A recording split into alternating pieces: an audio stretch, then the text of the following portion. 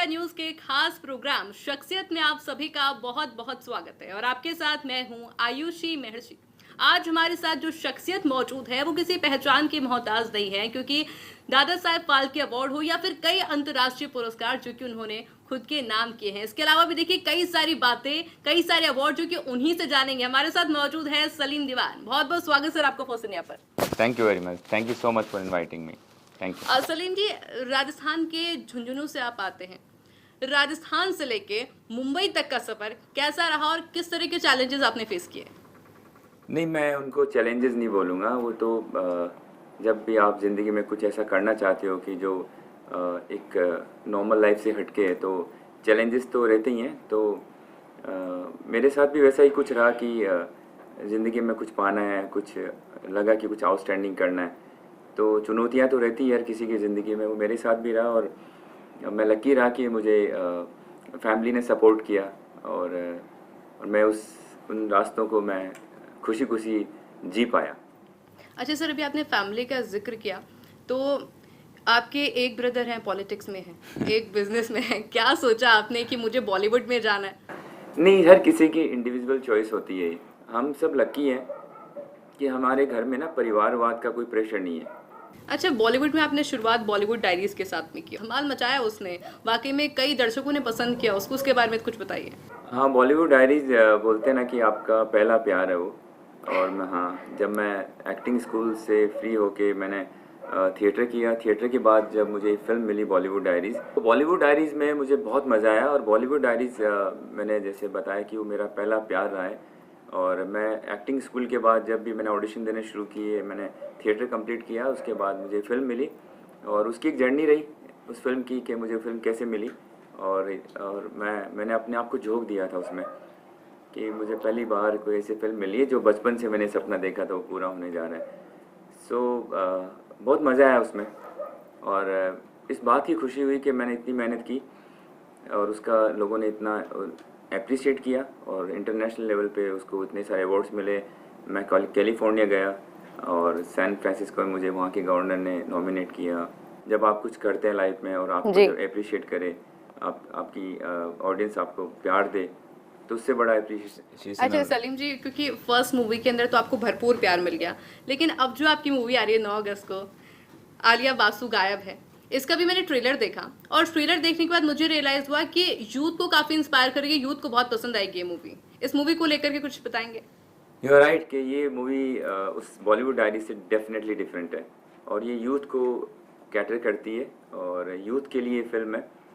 वैसे सबके लिए है, बट ये अच्छा सलीम जी, एक मेरा सवाल, क्योंकि आलिया बासु गायब है, यानी कि क्योंकि हम इनैक्ट कर पाते हैं सबसे पहले मूवी के नेम से, तो आलिया बासु गायब है, इस टाइटल ये इस तरह का क्यों, और उसके बाद में मूवी के अंदर क्या कुछ इंटरेस्टिंग रहेगा, जरा कनेक्ट करके बताइएगा।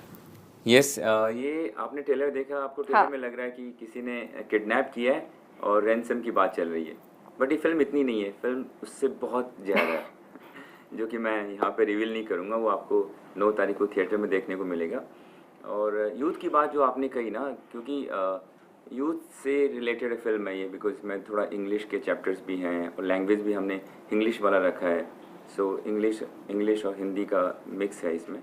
तो और आजकल तो चलन भी है इंग्लिश का, या क्योंकि कोई प्योर हिंदी नहीं बोलता है, कोई प्योर इंग्लिश नहीं बोलता, और इंग्लिश बहुत ज़्यादा चल रही है और शायद यही वजह है कि अट्रैक्ट काफ़ी ज़्यादा करेगी यूथ को। इसके अलावा भी कई सारी आपकी शॉर्ट मूवीज़ आई है, उसको लेकर थोड़ा इन्फॉर्मेशन देंगे, बिकॉज सर मैं जब पढ़ रही थी और मैं जब देख रही थी तो मुझे लगता है कि वो अनस्टॉपेबल एक गिनती थी जो कि शायद मैं नहीं बता पाऊंगी। नहीं, मैं जब भी फ्री होता हूँ तो मुझे ऑफ़र आते हैं शॉर्ट फिल्म्स के। तो नॉर्मली क्या होता है, लोगों में ये होता है कि मैंने फीचर फिल्म की है, मैंने वेब सीरीज़ की है, तो मैं शॉर्ट फिल्म नहीं करूँगा। बट ऐसा नहीं है मेरे साथ। मुझे कुछ सिनेमा पसंद आता है, मुझे कुछ स्क्रिप्ट बहुत अच्छी लगती है, तो मैं कर लेता हूँ। तो उसी श्रृंखला में बहुत सारी शॉर्ट फिल्म्स हैं मेरी, म्यूज़िक वीडियोज़ हैं।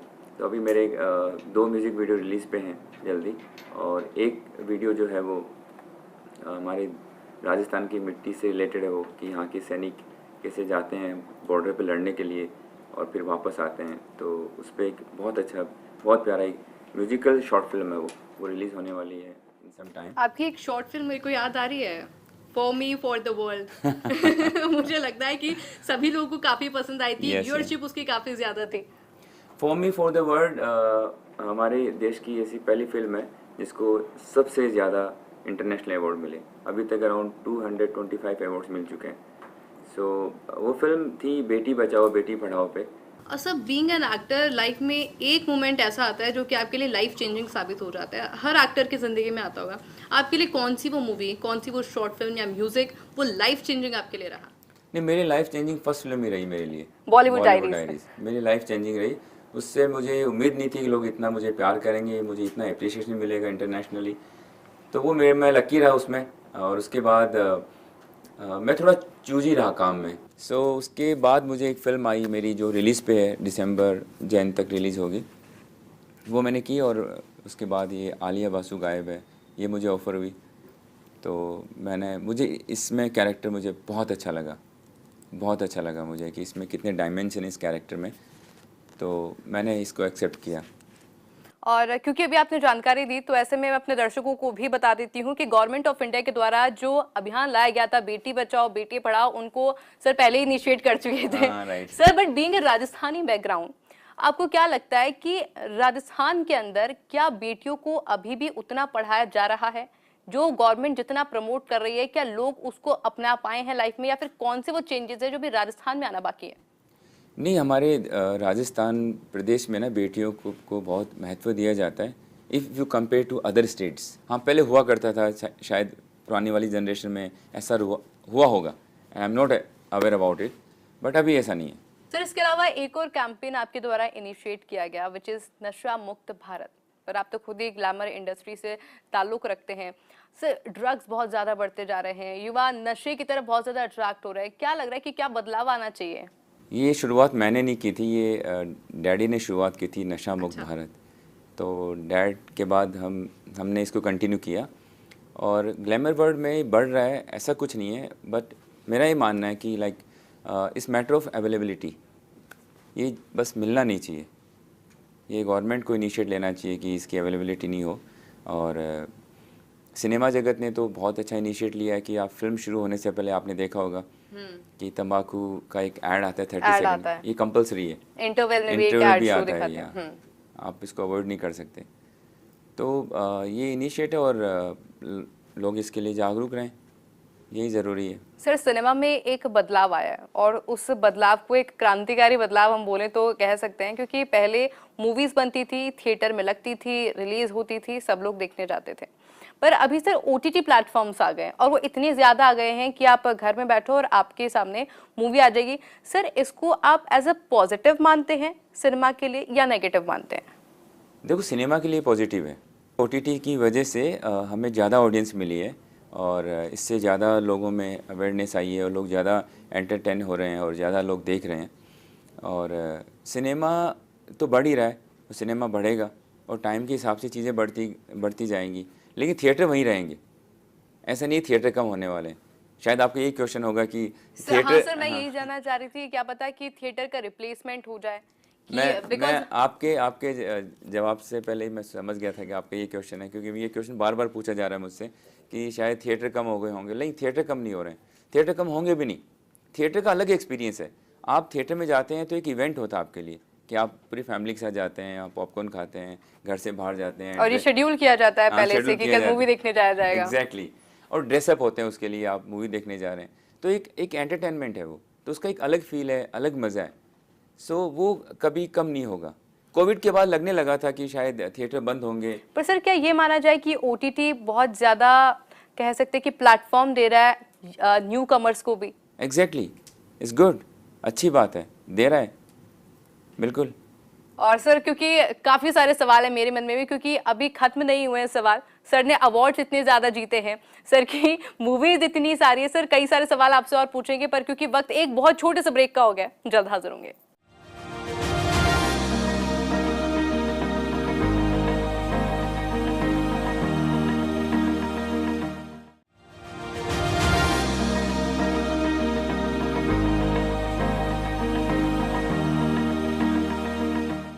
ब्रेक के बाद आप सभी का एक बार फिर से स्वागत है हमारे खास प्रोग्राम शख्सियत में। और हमारे खास मेहमान सलीम दीवान जी भी हमारे साथ लगातार बने हुए हैं। सर, सवाल कई सारे हैं, लेकिन एक खुलासा मैं हमारे दर्शकों के लिए कर देती हूँ, और वो ये कि एक्टर होने के साथ साथ सलीम दीवान जी एंटरप्रेन्योर भी हैं। और अभी तो सर हमारी गवर्नमेंट भी काफी ज्यादा प्रमोट कर रही है एंटरप्रेन्योर्स को। झुंझुनू से आप वहाँ आते हैं, वहाँ पे भी कई सारे एंटरप्रेन्योर्स हैं। बिल्कुल, एंटरप्रेन्योरशिप तो झुंझुनू और शेखावाटी के ब्लड में, और मैं वहाँ पला बड़ा हूँ, तो है मेरे खून में है वो। सो मैंने, हमारा फैमिली बिजनेस है, उसमें काफ़ी मैंने कंट्रीब्यूट किया।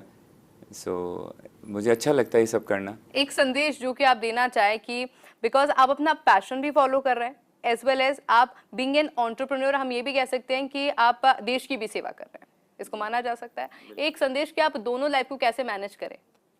नहीं, आपको लाइफ में इंसान वही करता है जो उसको बहुत अच्छा लगता है, जो उसको पसंद आता है, उसको अच्छा लगता है, उसको फिर वो टाइम नहीं देखता है। हम जो फिल्म शूट करते हैं हम नहीं देखते हैं। सेम वे लाइक आप बिज़नेस करते हो, आप कुछ भी काम करते हो जहाँ पे आपको मज़ा आ रहा है, तो फिर नो लुकिंग बैक, फिर कुछ देखना नहीं है। सलीम जी, जितना धमाल आपने एक्टिंग में मचा है उतना ही बड़ा आपका दिल है। ऐसा मैं इसलिए बोल रही हूँ क्योंकि मैं बताऊंगी हमारे दर्शकों को भी कि इन्होंने 40 गर्ल चाइल्ड है जिनको अडॉप्ट किया है। क्या वो बात है सर, समझाइएगा। बस मैंने बताया, मुझे अच्छा लगता है। और गर्ल्स चाइल्ड अडॉप्शन की जो बात थी वो वापस मैं बोलूँगा कि डैड से मिली मुझे। और डैड बहुत ख्याल रखते थे, ऑर्फनेज में जाते थे, उनके साथ अपना बर्थडे सेलिब्रेट करते थे, उनके साथ खाते थे, और एक महीने में एक बार तो उनके साथ उनका डिनर होता ही था, तो बैठते थे। तो वो मैं उनको देख के बड़ा हुआ हूँ। तो मुझे लगा कि मैं बॉम्बे में कुछ स्ट्रीट गर्ल्स को मैंने देखा जो नाली के रोड साइड पड़े हैं, और वो उनको कुछ देखभाल करने वाला नहीं है, और बहुत पुअर कंडीशन में है। तो मैंने उनको अडॉप्ट किया, एक स्कूल में एडमिशन दिलवाया उनको। और मैं भी, मेरा जो बर्थडे या स्पेशल डे होता है तो मैं उनके साथ सेलिब्रेट करता हूँ, ऑर्फनेज में जाता हूँ, उनके साथ टाइम स्पेंड करता हूँ। सर, जो कोविड का टाइम था सभी के लिए बहुत ज़्यादा टफ टाइम था। उस टाइम पे कुछ लोग थे जिनको अपने घर पहुंचना था, उनके लिए घर पहुंचना मुश्किल हो गया था। कुछ लोगों का काम धंधा बंद हो गया था, काम नहीं कर पा रहे थे।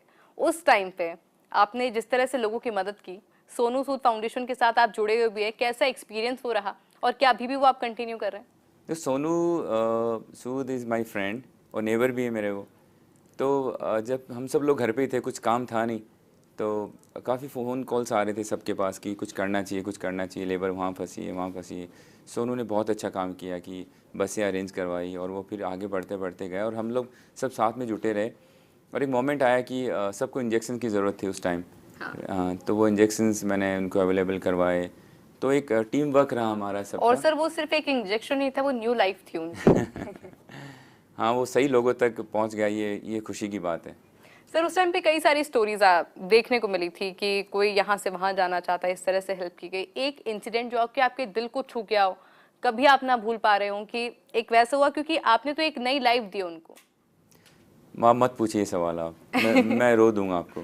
ऐसी बहुत सारी बातें हैं, बहुत सारी बातें हैं।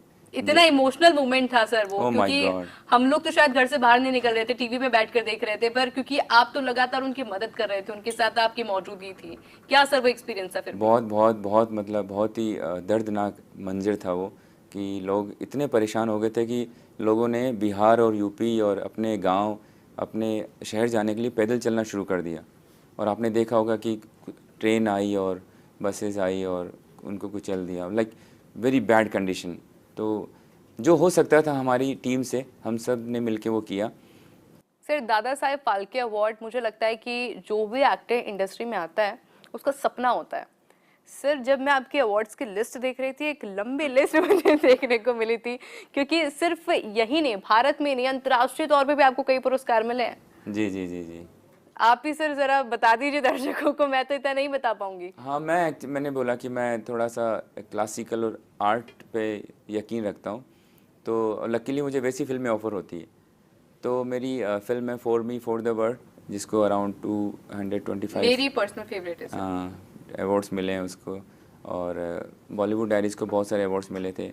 उसके बाद एक फ़िल्म मैंने कुरान की, तो उसको बहुत बहुत बहुत नॉमिनेशन मिले। तो बस लोगों का प्यार मिलता है तो उससे खुशी मिलती है, और मोटिवेशन मिलता है कि आप आगे और काम करें। बट सर जब कोई राजस्थान से जाता है तो आपको लगता है कि राजस्थान के कल्चर को बॉलीवुड में और ज़्यादा दिखाने की और निखारने की ज़रूरत है? हाँ बिल्कुल बिल्कुल, क्योंकि अभी क्या हो रहा है कि ये सब्सिडी चल रही है सभी स्टेट्स में। तो राजस्थान में सब्सिडी कम है, 15% सब्सिडी है, तो यहाँ का कल्चर इतना एक्सप्लोर नहीं हुआ है। बाकी जो मध्य प्रदेश, उत्तराखंड, गुजरात और उत्तर प्रदेश। ये सब्सिडी आपको से थोड़ी एक नॉर्मल भाषा में हमारे दर्शकों को समझानी पड़ेगी। हाँ, सब्सिडी मतलब अगर यहाँ फिल्म आप शूट करते हैं, यहाँ के लोकल एक्टर्स को आप कास्ट करते हैं, तो गवर्नमेंट ऑफ स्टेट आपको इतना फंड देती है, ये कंडीशन होती है। यूपी में अगर आप यूपी में फिल्म शूट करोगे आप, तो यूपी के एक्टर्स को आप कास्ट करोगे तो आपको अराउंड 2.50 करोड़, लाइक 2.5 से 3 करोड़ रुपए कुछ वहाँ की गवर्नमेंट देती है। तो ये फैसिलिटी हमारे राजस्थान में नहीं है। तो अगर ये शुरू करती है हमारी गवर्नमेंट तो डेफिनेटली यहाँ का कल्चर एक्सप्लोर होगा और यहाँ के लोकल स्टेट के एक्टर्स को ज़्यादा काम मिलेगा। बीइंग अ राजस्थानी सर, क्या लगता है कि कौन कौन से ऐसे मुद्दे हैं राजस्थान के जिन पर वर्क किया जाना चाहिए? बिकॉज सर राजस्थान के अंदर चेंजेस तो आए हैं, आप भी जानते हैं काफ़ी चेंजेस आए हैं, लोग जागरूक हुए हैं, बट अभी भी कुछ ऐसे टॉपिक्स हैं, क्योंकि मैं वापस उसी पे आना चाहूँगी, क्योंकि बेटी बचाओ बेटी पढ़ाओ जागरूक हुए हैं, पर जागरूकता अभी उन रूरल एरियाज तक इतनी ज़्यादा नहीं पहुँची है। नहीं, राजस्थान का मैं कल्चर की और आर्ट की बात करूँ तो बहुत सुंदर है, और इस कल्चर को, इस आर्ट को थोड़ा और एक्सप्लोर करना चाहिए। This is what I want. तो इसके लिए गवर्नमेंट की मदद की ज़रूरत होती है, और गवर्नमेंट अगर सपोर्ट करेगी तो डेफिनेटली फिल्म मेकर्स यहाँ पे आएंगे और यहाँ पे एक्सप्लोर करेंगे, और यहाँ के लोकल एक्टर्स को जो बॉलीवुड में काम कर रहे हैं उनको ज़्यादा काम मिलेगा, ज़्यादा एक्सप्लोर करने को मिलेगा। सलीम जी, आपके जो अपकमिंग प्रोजेक्ट्स हैं उनके जो कहा जा सकता है कि जो मॉरल स्टोरीज उससे निकल रही है वो बहुत अच्छी निकल रही है, मैं रिवील नहीं करना चाहूंगी, मैं चाहूंगी आप ही बता दीजिए दर्शकों को। नहीं, आप है ना मेरी फिल्मों से ज़्यादा मोरल स्टोरी की उम्मीद ना करें क्योंकि अभी जो मेरी फिल्म आ रही है आलिया बासु गायब है, उसमें ऐसा कुछ नहीं है, कुछ मॉरल स्टोरी है और कुछ संदेश दे के आपको जाएगी। सिनेमा बनता है एंटरटेनमेंट के लिए, फिर सिनेमा बनता है एंटरटेनमेंट के लिए, और फिर सिनेमा बनता है एंटरटेनमेंट के लिए। तो आपको चाहिए एंटरटेनमेंट एंटरटेनमेंट एंड एंटरटेनमेंट। तो ये फुल ड्रामा है जिसमें एंटरटेनमेंट होगा। हाँ, कुछ सब्जेक्ट ऐसे होते हैं जिसमें आपको एंटरटेनमेंट भी होता है और संदेश भी मिलता है, जैसे राजू हिरानी की फिल्में होती है तो उनमें दोनों चीज़ होती है, बट सब फिल्में ऐसी नहीं होती। बट सर क्या आप कुछ और भी प्रोजेक्ट्स पे वर्क कर रहे हैं साथ के साथ? हाँ, मैं कर रहा हूँ और टाइम आते आते जाने आपको की नए सरप्राइजेस का वेट करना पड़ेगा, लेकिन फिलहाल 9 अगस्त तक का वेट करना पड़ेगा। बिल्कुल बिल्कुल। और क्योंकि ट्रेलर तो हाल देख ही सकते हैं सभी दर्शक, जिसके अंदर यूथ को एक यूथ के लिए कहा जा सकता है कि यूथ काफी ज्यादा पसंद करेगा। सर जर्नी की अगर बात करें तो अभी तक जर्नी कैसी रही, क्या कुछ उतार चढ़ाव देखने को मिले? बट क्योंकि आपके लिए मैं पॉजिटिव इसलिए कहूंगी क्योंकि आपकी तो पहली मूवी ने धमाल मचा दिया था, जो शायद इतना ज्यादा स्ट्रगलिंग आपके लिए नहीं रहा होगा, क्योंकि अगर स्टार्टिंग अच्छी हो जाती है तो मुझे नहीं लगता कि इतना ज्यादा प्रॉब्लम्स आती है। नहीं, आप स्ट्रगल वर्ड गलत है ये। हाँ, आपने बोला ये जर्नी है, ये जर्नी है, आपको हाँ जीना पड़ता है, वो उन पड़ावों को पार करना पड़ता है अगर आपको कुछ अचीव करना है तो वो मेरे साथ भी रहा। और स्ट्रगल नहीं है, वो मज़ा आता है उस मंजिल तक पाने के लिए जो रास्तों से गुजरना पड़ता है, तो वो रास्तों में मज़ा आता है। और उनके साथ है ना मज़ा करना चाहिए, उनमें दुखी नहीं होना चाहिए कि मुझे वो मिल नहीं रहा है। टाइम लगता है चीज़ों को, जाते नहीं लगता है कि आप गए और आपको मिल गया। आपको डॉक्टर बनना है तो 5 साल इंतज़ार करना पड़ेगा, फिर इंटर्नशिप करनी पड़ेगी, फिर आपको पोस्टिंग मिलेगी, तो 5-6 साल उसमें लगते हैं। अब आपको एक्टर बनना है, आप चाहते हैं आप जाओगे इमीडिएटली आपके लिए रोल पड़ा है और आप जाके हीरो बन जाओगे, नॉट पॉसिबल। सर मैंने आपकी फैमिली की बात करी तो फैमिली में तो हमने डिस्कस कर लिया कि आपकी फैमिली में तो कोई नेपोटिज्म नहीं है, पर बॉलीवुड से कभी कभी ऐसी भनक आती रहती है कि वहाँ पे नेपोटिज्म होता है, इसको मौका नहीं मिलता, उसको मौका नहीं मिलता। बीइंग एन एक्टर आपको कैसा लगता है? देखो, नेपोटिज्म इज नॉट राइट, सही नहीं है वर्ड। बट क्या वहाँ पे नेपोटिज्म है, आप मानते हैं? नहीं, Bollywood is a clean industry, सभी को मौका मिलता है। इफ यू आर टैलेंटेड, अगर आप में वो टैलेंट है तो आपको मौका मिलेगा। कितने बॉलीवुड एक्ट्रेस के फैमिलीज हैं जिनको मौका मिला लेकिन वो सक्सीड नहीं कर पाए। अभी जो काम कर रहे हैं, जो भी काम कर रहे हैं, वो तो इंडस्ट्री से नहीं है, अब वो सुपरस्टार है। सुपरस्टार है। तो ऐसा नहीं है कि उनको चांस नहीं, उनको चांस तो दिया ही ना इंडस्ट्री ने। बाहर के ही सब वो जो काम कर रहे हैं और काम मिलेगा, बस आपका क्राफ्ट इतना अच्छा होना चाहिए कि आपको कोई ना नहीं बोले, उस पर काम करना बहुत ज़रूरी है। Salim ji, back to back movies hit आप दे रहे हैं, सोशल वर्क आप कर रहे हैं, लोगों के लिए काम आप कर रहे हैं, मैं किस किस क्षेत्र में आपसे सवाल पूछूं, पर फिलहाल मैं ये जानना चाहूंगी कि उन यूथ को लेकर के आपका क्या संदेश रहेगा जो यूथ ट्राई कर रहे हैं बॉलीवुड में आने का, बॉलीवुड में अपनी छाप छोड़ने का, उनका ड्रीम है बॉलीवुड के अंदर आना, लेकिन आपने जो वर्ड कहा, मुझे लगता है कि स्ट्रगल अभी मैं यूज करने वाली थी, पर अब मैं स्ट्रगल वर्ड यूज नहीं करूंगी, उनकी जर्नी को लेकर के। मैं इस पूरे स्टेटमेंट को 3 वर्ड्स में सम अप करूँगा। Dedication, hard work and consistency. ये होना बहुत ज़रूरी है कि आप कितने डेडिकेटेड हैं, कितना हार्ड वर्क कर सकते हैं, और कंसिस्टेंसी। आपने किया 6 महीने। मुझे भी एक फेज़ आया मेरी ज़िंदगी में, मुझे काम नहीं मिल रहा था, और जब मुझे काम मिल रहा था तो मुझे लगा मैं काम नहीं करना पर चाहता। क्या वो निराशाजनक था, आपने सोचा कि नहीं मैं एग्जिट कर लेता हूँ? नहीं नहीं नहीं नहीं, ऐसा बिल्कुल नहीं। मुझे लगा कि ये एक पड़ाव है, जाएगा ही। डेफिनेटली मेरे लिए अच्छी स्क्रिप्ट्स हैं इंडस्ट्री में, और उस पर मैं काम करूँगा। ये डेडिकेशन होना बहुत ज़रूरी है। ये आत्मविश्वास अगर आपके अंदर नहीं है ना, तो आपका टिकना बहुत मुश्किल है। तो ये मेरे अंदर शुरू से ही था। आपको लोग नेगेटिव वाइब भी देते हैं कि you don't look like Shahrukh Khan and your height is not like Hrithik Roshan, आप कैसे सर्वाइव करोगे, आप कैसे क्या करोगे। ये सब बातें होती रहती है, नेगेटिविटी आपको सुननी पड़ती है, बट आपका कॉन्फिडेंस कितना स्ट्रॉन्ग है, आप कितने कितने डेडिकेटेड है, इस पर डिपेंड करता है। तो मैं कभी हिला नहीं। हाँ, थोड़ा निराश होता था कि यार ये मुझे वो चीज़ें क्यों नहीं आ रही जो मैं करना चाह रहा हूँ, वो रोल्स क्यों नहीं ऑफ़र हो रहे मुझे। तो ऐसा होता है, बट आप कंसिस्टेंसी बनाए रखते हो, आप डेडिकेटेड रहते हो। तो मैं जब भी खाली होता था तो मैं थिएटर करता था, तो मैं थिएटर में टाइम स्पेंड करता था, अपने क्राफ्ट पे काम करता था। तो क्राफ्ट पे काम करना ज़रूरी है। मैं ऑडिशन करता था, तो उससे मुझे खुशी मिलती थी, और ये विश्वास रहता था कि डेफिनेटली मेरे लिए स्क्रिप्ट है जो जिस पे मैं काम करूँगा। और अभी मुझे यकीन है कि आगे मेरे लिए बहुत सारे स्क्रिप्ट्स हैं जिस पे मैं काम करूँगा इंशाल्लाह। और सर बहुत इंटरेस्टिंग हो जाता है ये जानना भी कि आलिया बासु गायब है, इस कैरेक्टर को लेकर के आपने किस तरह से अपने आप को प्रिपेयर किया, किस तरह की स्टार कास्ट रही? यह स्टार कास्ट इसमें सब पुराने दिग्गज कलाकार हैं। राइमा सेन, विनय पाठक जी, जिन्होंने कितनी सारी हिट फिल्में दी हैं, और थिएटर के बड़े कलाकार हैं वो। और ये जब कैरेक्टर मेरे पास आया तो मैं, प्रीति सिंह इसकी डायरेक्टर है, प्रीति सिंह ने मुझे सुनाया है कैरेक्टर की, सलीम ये कैरेक्टर है, ऐसा ऐसा करना है। तो मैं कहीं रिलेट नहीं कर पा रहा था इससे, बिकॉज किडनैपिंग तो मैंने लाइफ में कभी सोचा ही नहीं। तो किडनैपिंग का थॉट लेना मेरे लिए बहुत हैवी था। सो जब आप किसी कैरेक्टर को प्ले करते हो ना, तो कहीं ना कहीं आपकी ज़िंदगी में उसका कुछ अंश होना चाहिए। Normally if you really portray someone's life on screen, तो you should have somewhere something in your life also. तो मुझे लगा, मैंने कभी तो किडनैप किसी को सोचा भी नहीं, किडनैप कैसे करूँगा मैं। तो मैं रिलेट नहीं कर पा रहा था इस कैरेक्टर से। मैं सोचते रहा मैंने बोला प्रीति मैं कर नहीं पा रहा हूँ इसको, मैं कहाँ से लेके आऊँ। फिर से वो इंस्पिरेशन कहाँ से आई कि आपने देखा और वो बहुत या फिर मुझे लगा कि मैंने इस कैरेक्टर के पास्ट को पढ़ा कि ये लड़का कहाँ से आता है, इसकी अपब्रिंगिंग कहाँ से हुई, ये कहाँ पला बढ़ा, इसने अपना टाइम कहाँ स्पेंड किया, और इसकी फ्यूचर प्लान क्या है। जब मैं इसके फ्यूचर प्लान में गया ना, वहाँ जाके मैं कनेक्ट हुआ कि ये लाइफ में कहाँ जाना चाहता है और क्या करना चाहता है, इसके प्लान्स क्या हैं, क्या ट्रिक कर रहा है। वहाँ जाके मैं कनेक्ट हुआ।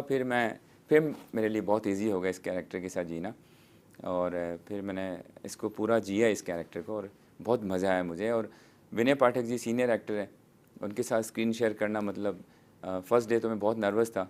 फिर उन्होंने मुझे कंफर्ट किया कि नहीं नहीं कुछ नहीं है। और से काफी इंपॉर्टेंट हो जाता है, जब तक आप कनेक्ट नहीं कर पाओगे कैरेक्टर के साथ में, क्योंकि तब तक वो स्क्रीन पे नहीं दिखेगा। एग्जैक्टली क्योंकि सीन किसी एक एक्टर का नहीं होता ना, सीन तो सब एक्टर का होता है, पूरा सीन होता है, और उनमें कोऑर्डिनेशन होना बहुत जरूरी है। आप वहाँ पे ये नहीं लगना चाहिए कि इनकी 200 फिल्में इनकी लिस्ट में 8 फिल्में, ऐसा नहीं होना चाहिए। तो वो कोऑर्डिनेशन आपको देखने को मिलेगा। तो हमने काफ़ी रिहर्सल्स की और काफ़ी प्रैक्टिस की, और हम जब वैनिटी में बैठते थे हम रिहर्सल करते रहते थे। और मैं विनय सर से मैंने बहुत कुछ सीखा। इतने सीनियर एक्टर हैं, बट वो जब भी फ्री होते हैं रिहर्सल करते हैं, जब भी खाली होते हैं, no mobile, nothing, no chit chat, only rehearsal, only discussion about this character, only discuss about this graph, only this character. हाँ, उनमें एक चीज़ अच्छी है कि वो ऑन ऑफ बहुत जल्दी होते हैं, कि 1 सेकंड में कैरेक्टर में चले जाते हैं। मेरे लिए थोड़ा मुश्किल था ये, और फिर कैरेक्टर से बाहर वापस आ जाते हैं वो। उनके लिए बहुत ईजी था वो, इतनी सालों की प्रैक्टिस थी। मेरे लिए मुश्किल हो गया था ये कि मैं जब कैरेक्टर में जा रहा हूँ तो मुझे टाइम लग रहा है बाहर आने में, तो मैं इनसे दूर रहता था थोड़ा। मैंने रिहर्सल किया और ये गप्पे मारना शुरू करते थे तो मैं बाहर आता था। मैंने कहा सर आप मस्ती करो, मैं मेरे स्पेस में रहना चाहता हूँ। तो ऐसे मैंने इसको प्रिपेयर किया और बहुत मज़ा आया, बहुत बहुत अच्छे से निकल के आया कैरेक्टर ये। सलीम जी, आपसे अभी बातचीत के दौरान मैंने आपके अंदर भी काफ़ी सारे कैरेक्टर देख लिए। वो कैरेक्टर, एक एक्टर का कैरेक्टर मैंने आप में देख लिया, एक एंटरप्रेन्योर का कैरेक्टर मैंने आप में देखा, ट्रैवलर आप हैं, ट्रैवलिंग आप बहुत ज़्यादा करते हैं, सोशल वर्क आप लगातार करते हैं, और वो सब हमने बखूबी हमारे दर्शकों को बताया भी। आपकी तरफ से भी जो आप दर्शकों के लिए कहना चाहें।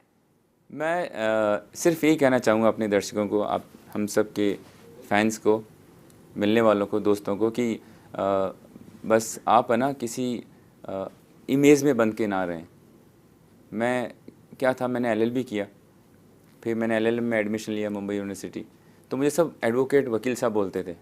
तो मेरे लिए हैवी था कि यार एक एडवोकेट होके, वकील साहब होके ये एक्टिंग की रिहर्सल कर रहा है, ये ऑडिशन कर रहा है, तो वो इमेज को ब्रेक करना मुश्किल होता है। तो मेरे लिए हेवी लगता था मुझे। फिर मैं एक टाइम के मुझे लगा कि नहीं, मुझे किसी इमेज में बंद के नहीं रहना है। मेरा मन कर रहा है मैं ट्रैवलिंग करूँगा तो मैं ट्रैवलर हूँ, मेरा मन कर रहा है मैं सोशल सर्विस करूँगा तो मैं करूँगा, मेरा मन कर रहा है कि मैं ऑडिशन करूँगा तो करूँगा। एंटरप्रेन्योरशिप मेरे अंदर है तो मैं मेरे अंदर है।